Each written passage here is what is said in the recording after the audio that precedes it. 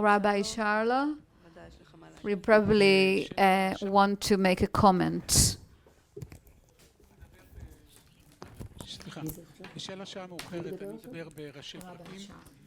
I warn you, I have 4 chapters, but very short. I'm much less calm. As one who deals with ethics as a philosopher in the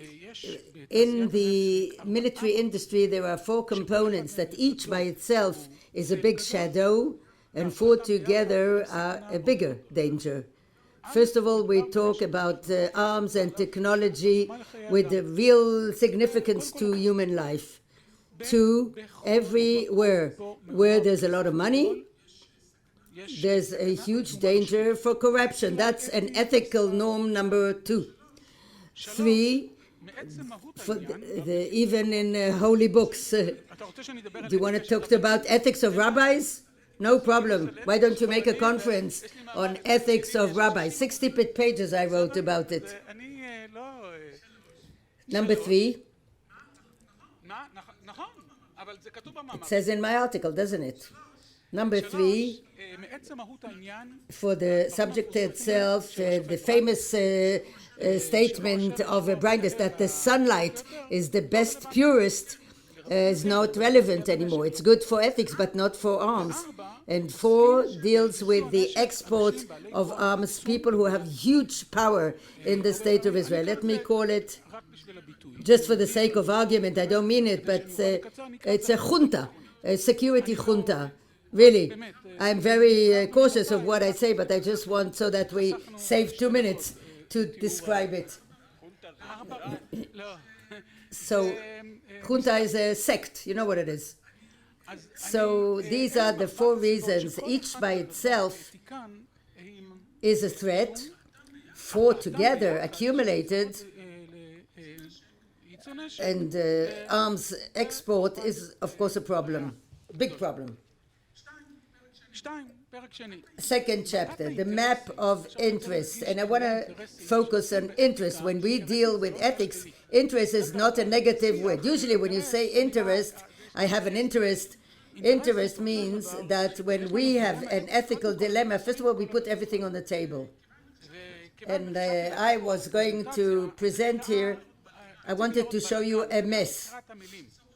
There's a need, as Ron said, there's a need for armaments. It has a political relevance and to get support in international bodies. There's a lot of money in it. I'm just quoting.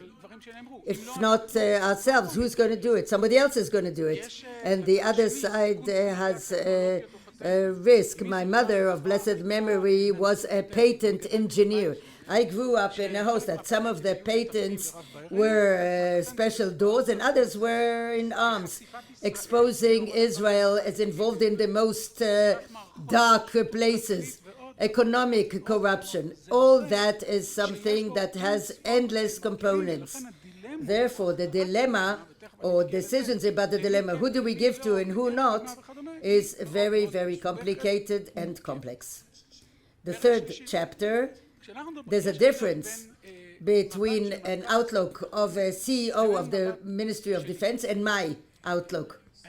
From what I do, and I've been dealing with it for quite some time, the Ministry of Defense and the Foreign Ministry, and there's first of all, let's remind ourselves the main thing that bothers them is technology leakage, not ethics. That's the first thing. I learned that from experience. Of course, it's very important that technology will not leak. But let's remember that for them, it's the first thing. The second thing is political achievements. And the third thing maybe is an ethical question. And therefore, when we deal with arms export, we have to distinguish between 3 circles. There's export of arms and technology to countries, fair enough, we grew up. Yes, but of course there are dark states as well. But what I'm bothered with is that the stupid arms, Kalashnikovs, M16, things of that sort, to many factors directly, and I'm not sure, nobody's interested. The Ministry of Defense, because the interest is the leak of technology, and therefore we're in a big problem. But the biggest problem is export of stupid arms in convoluted ways to non-supervised bodies, namely not directly to two armies who shoot one another, but through Sudan, here and there, God knows where. We don't make too much of an effort to trace the roots, but the bottom line, and in quite a few videos we see, when you come to fields in Burma, Ethiopia, battlefield, Israeli arms in the hands of both sides. You remember Begin who said, I wish success to both sides. Here I wouldn't say that. Therefore I'm less calm. What I suggest, and I'll conclude the fourth chapter. First of all, there is an opposition, constant, growing, of legislation to not export arms to states that violate human rights. This is a red light. A red light. That's the first thing. And as long as when guests come from abroad, I always explain to them that law in Israel is a recommendation. It's not something that somebody takes too seriously, but at least it's a kind of a declaration. That's first. And therefore I think that if we talk about the important things to the Jewish people, even the goal of this institute, the fact that the State of Israel will have such legislation, is meaningful for the Jewish people. My profession state, I am an expert on genetic experiments. In Hebrew, Nisuim is also marriage, so he says it's a pun.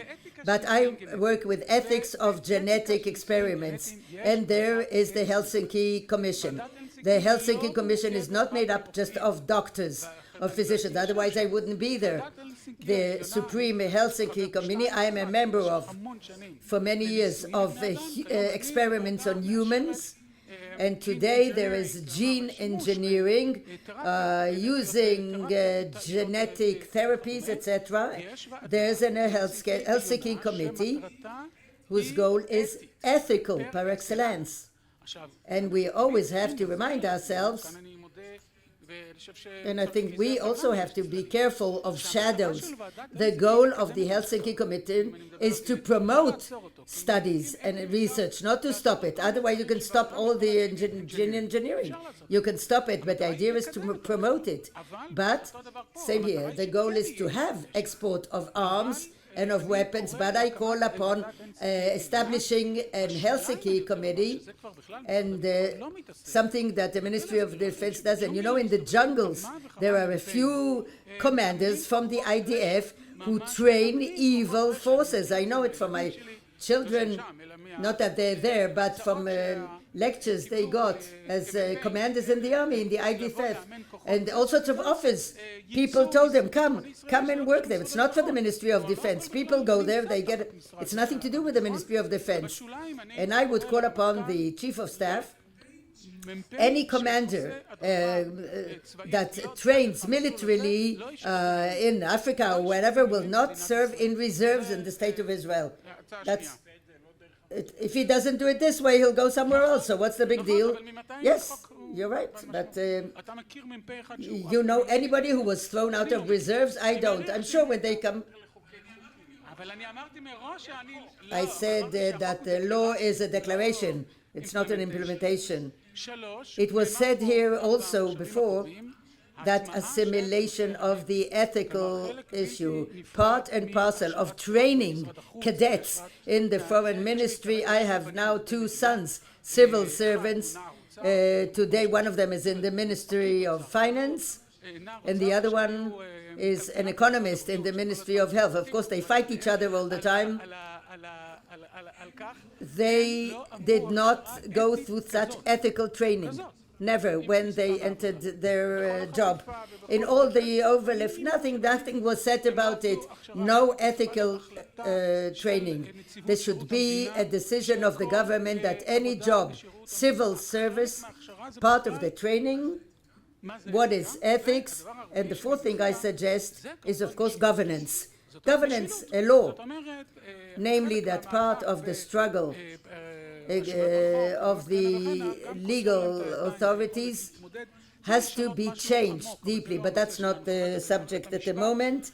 And the legal system, especially the long processes and the lack of effectiveness, but that's already a different subject. To conclude, I sleep less well at night than Aluf Yaron, General Yaron.